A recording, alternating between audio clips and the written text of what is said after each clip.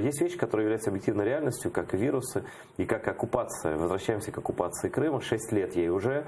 6 лет тому митингу крымских татар у Верховной Рады Крыма. И один из участников этого митинга, член Меджлиса крымстатарского народа, ныне живущий, естественно, в Киеве, потому что там он бы не смог жить, его там просто посадили. Искендер Бариев. Селям алейкум, Искендер бей. Алейкум селям. Доброго дня. Доброго.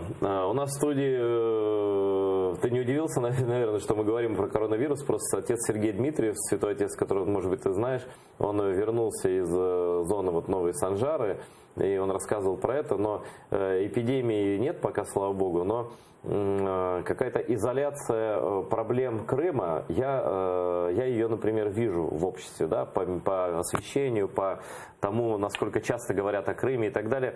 Искендер Бариев, если кто не знает, это директор Крымско-татарского ресурсного центра, организации, которая везде в мире говорит о Крыме, о крымских татарах, о репрессиях. Да? Вот давай, Искендер Бей, так коротко, что было ли все не зря тогда, в тот день, 26 февраля, когда вы все были на площади в 2014 году? И что нам надо делать сейчас, чтобы ничто не было забыто, и никто не был забыт, и чтобы борьба продолжалась? Но на самом деле я ни на йоту не жалею, что занимал такую позицию, потому что мы все оказались тогда на митинге только потому, чтобы продемонстрировать свою позицию. И действительно тогда собралось очень много людей, и инициатива на самом деле была снизу, именно от людей.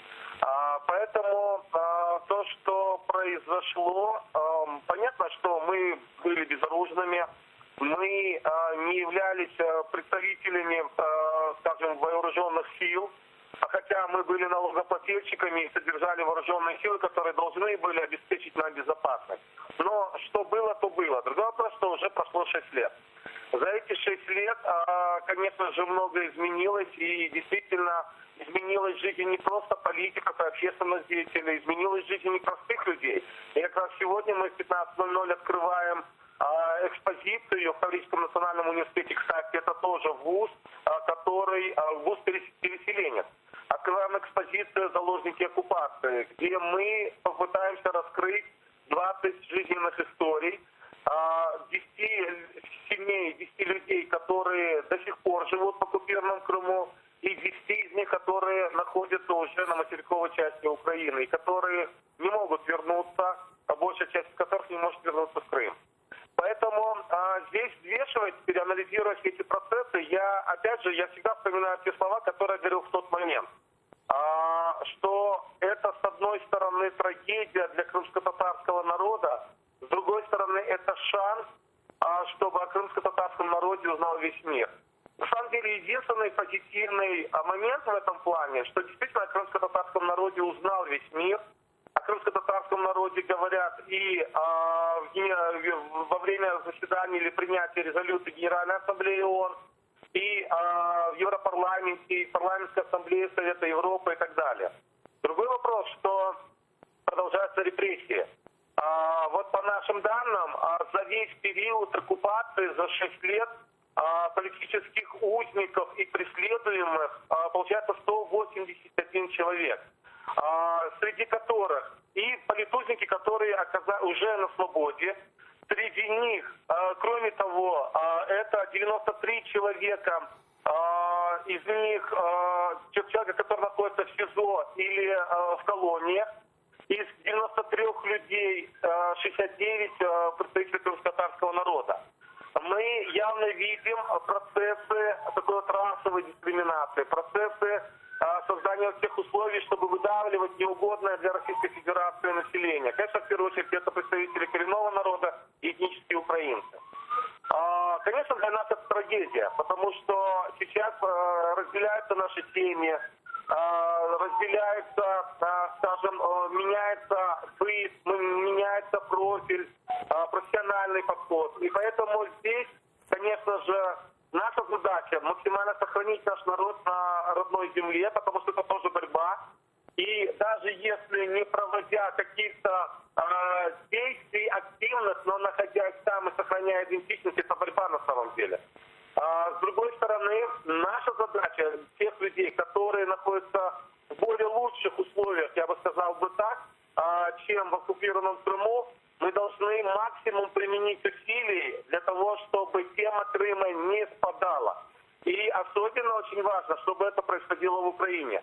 Если украинское общество смирится с оккупацией и аннексией Крыма, то на самом деле весь мир тогда смирится.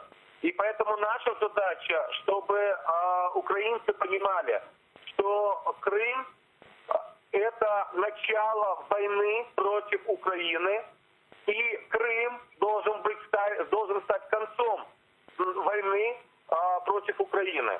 И поэтому мы должны уделить все внимание на это. Поэтому сегодня, в том числе, мы проводим акцию, вернее даже митинг возле посольства Российской Федерации на тему 6 лет оккупации Крыма, 6 требований Российской Федерации, то есть стране-агрессору.